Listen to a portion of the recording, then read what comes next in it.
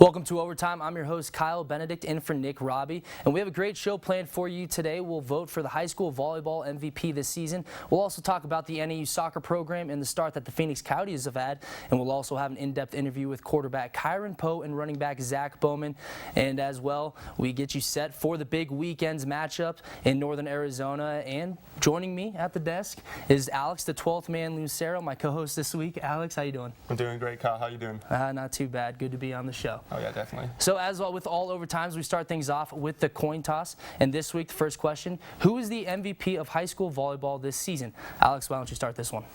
Well, on Tuesday, it was a great game between rivals Flagstaff and Coconino. I have to say it's Coco's Marissa Hoffman. The senior outside hitter leads the team in basically every offensive category. Here's a little bit from her stats. 161 kills, a 375 hitting percentage, and she's top 3 on the team in defensive categories. So, I mean, she's the real deal for Coconino.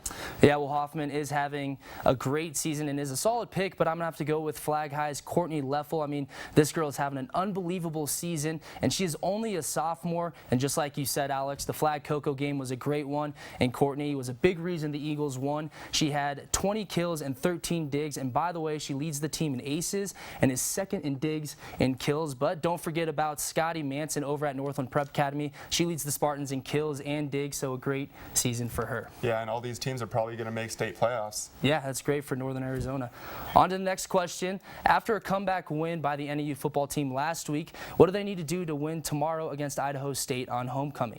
And I'll go ahead and start this one off. And I mean, really for me, I think the defense is going to have to keep playing the way they have by forcing turnovers and keeping the ball in the offense's hand. But that being said, play of the quarterback is going to be key for the Jacks Saturday, especially after the benching of Kyren last week after he threw 2 interceptions. Chase Cartwright is getting the start this week, and last week he came in and was 16 for 19 with 208 yards and 3 touchdowns. A great game for him. He was also the co-offensive player of the week. So Cartwright is going to have to keep the ball rolling tomorrow. Big game, homecoming against a conference opponent.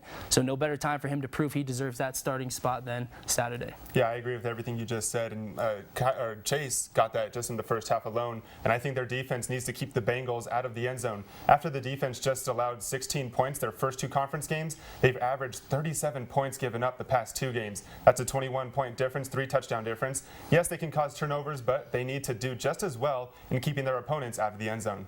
Yeah, so I mean, like we've been talking about, big game for them, homecoming conference game. We'll see how they do. Question number 3, who's been the biggest factor in the NAU soccer team's success this season? Alex, why don't you begin with this topic? Well, I have to go with the forward, Haley Wingender. She's been on fire this season. The sophomore has 5 goals on the season so far, with 3 coming in conference play. She also has 3 assists, with 2 of those also coming in conference play. So she's not only a threat scoring the ball, but she can find her teammates open as well. This team needs goals, and I mean, she's obviously the best option for the Lumberjacks. Well, goals are what get you wins, so good pick there. But you can't also win without a capable goalie, and the Lady Jacks have Lauren Weaver. Weaver has played all but 1 game this season and has 57 saves. I mean, you can't tell me you can have a successful season without a successful goalie. And they are the anchor of the team, and this year they are 7-4-3 so far, and Weaver has kept the Jacks above 500. So, you know, you gotta go with the goalie on my part, but you know, you got to be able to score goals in order to win as well. Next question: the Phoenix Coyotes have started their season and are 7 games in. What are your early thoughts on the team right now? Well, how about you take this one, Kyle? I'll take this one. Well, like I said, it's an early season, but the Coyotes are 4-2-1.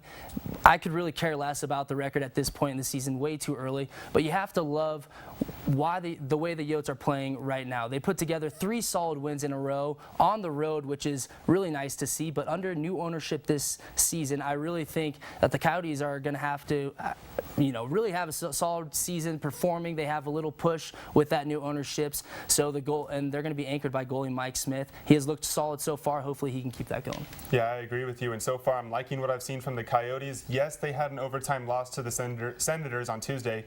Mike Smith has played very well so far, allowing just over 3 goals a game this season. The offense is clicking with 5 different players scoring 2 or more goals. I mean, if there was one thing that I could be a little picky about, it's their power play defense. I've seen them give up a lot of power play goals. Other than that, the Coyotes are looking good to start the season, and they're second in the division behind San Jose. Yeah, hopefully they can make another playoff run. A couple good seasons in the past. 30 seconds here on this last one. 6 weeks into the NFL season, who is the biggest surprise thus far? Well, I'm going to stick with Arizona here. I'm very surprised that the Cardinals are 3-3 so far. Offense has looked pretty bad, honestly, but that defense keeps them in the games. Their schedule gets tougher from here on out. They just finished up a game against Seattle last night, so we'll see how they can manage against some of the tougher teams.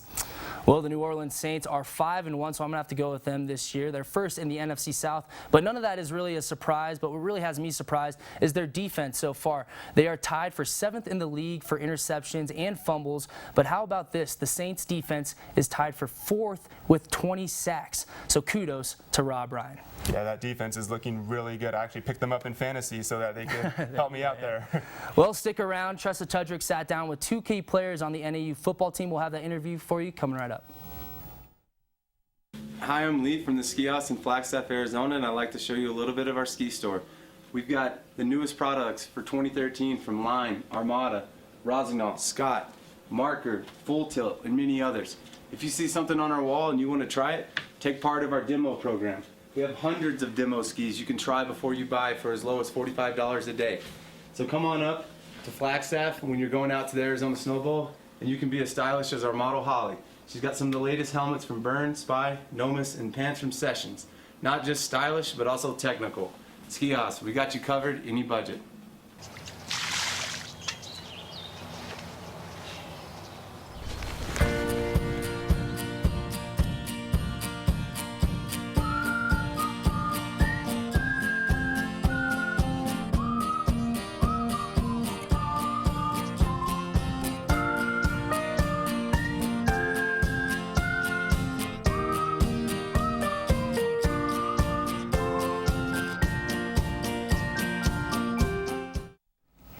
Welcome back. Well, tomorrow the NAU football team plays Idaho State for the Lumberjacks homecoming game. Tressa Tudrick sat down with a couple NAU football players to talk about last game and the game tomorrow.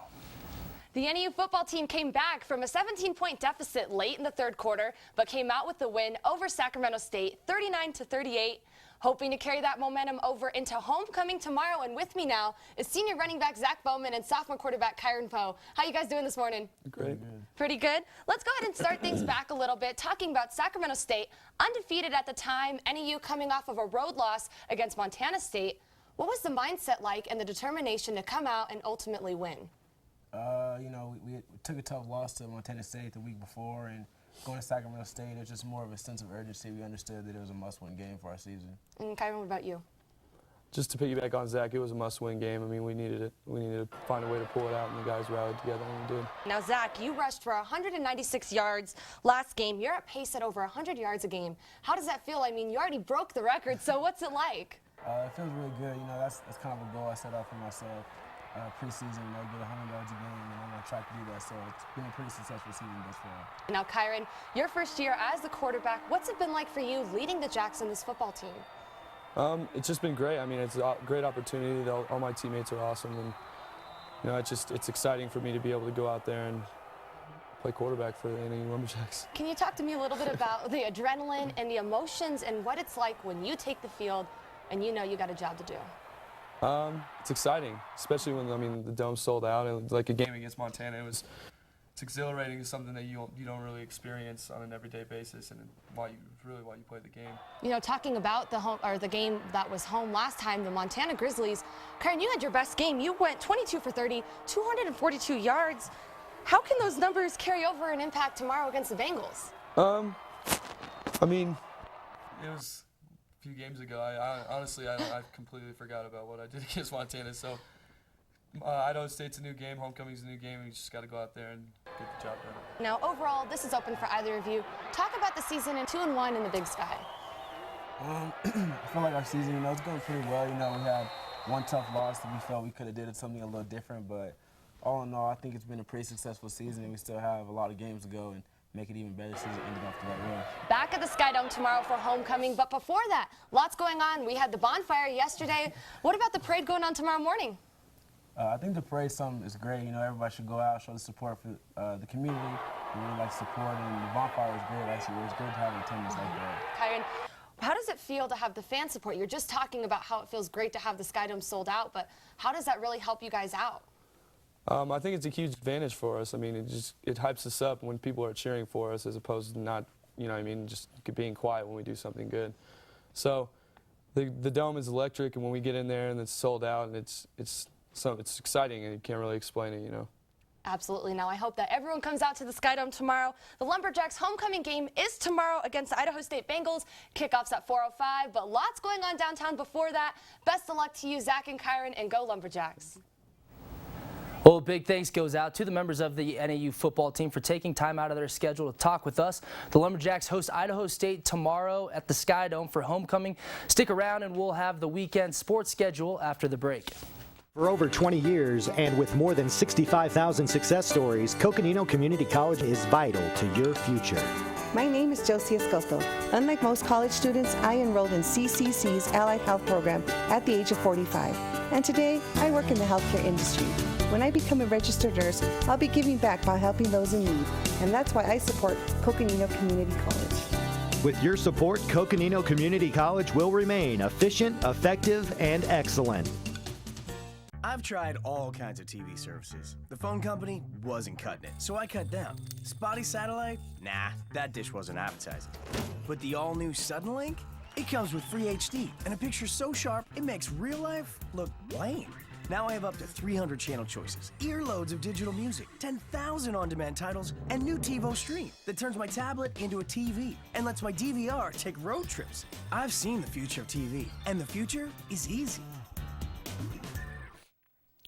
Well, with it being homecoming weekend, we have a lot of sports going on this weekend, and we're going to start things off with MPA soccer. The Spartans will be facing Payson High School this Saturday. MPA has been doing pretty good this season and are looking to take this win from Payson. They'll play under the lights at 7 o'clock. And the Lady Spartans will be playing this Saturday as well at Chino Valley High School. They will be going into this game with a 5-5 record. The game starts at 3 o'clock on Saturday. And after the girls' game tonight for NAU Ladies Soccer against Northern Colorado, they will kick off again on Sunday. The Lady Jacks will be playing North Dakota at 12 noon at Lumberjack Stadium. This will be the last home game of the season, so get out and support the Lady Jacks. And NAU is home for homecoming this weekend after a tight win last weekend. The Jacks are in for the win. Let's pack the stands for their game against Idaho State. We currently have a 4-2 record. Kickoff against Idaho State is at 4:05 in the Sky Dome on Saturday. And after the football game, head over to the Roll Activity Center to catch out the NAU volleyball game. The Lady Jacks are currently 6-2 in conference and hoping to continue to do well. The Jacks will face North Dakota Saturday night at 7:30. And in closing, we have 2 home high school football games going on right now that you can still catch. Flagstaff is hosting Mojave in the Sky Dome. That game starts at 7:30, and Coconino is hosting Campo Verde tonight. That game started at 7 o'clock at Coco's Field. Well, that's all we have for this weekend's previews. Back to you guys at the desk. Thanks a lot, Brooke. Man, a lot going on. NAU homecoming weekend for football, home conference game, a big game there for those guys. I mean, there's a lot going on this weekend. Yeah, definitely. I mean, especially after last weekend where there weren't a whole lot of home games outside of the NAU Ice Jacks, who, by the way, are doing very well. This weekend, like you said, soccer, volleyball, and football. I mean, I can't pick which one to go to. Yeah, I know, right? So, I mean, you make sure you guys get out there on Saturday. Homecoming, big game for football. We have soccer. We have a lot going on, as we've been talking about. So, you know, it's pick or choose which one you want to go to. So, but thanks for joining us. That's going to do it for OTs. Same time, same place next week. Thanks for watching. Here's to the things that can keep us safe. Those we use all the time with hardly a thought. Those that are silently standing by to save our lives. And now, those that we carry with us everywhere we go. Many mobile devices will now bring you wireless emergency alerts, real-time information directly from local sources you know and trust. With the unique sound and vibration, you'll be in the know wherever you are.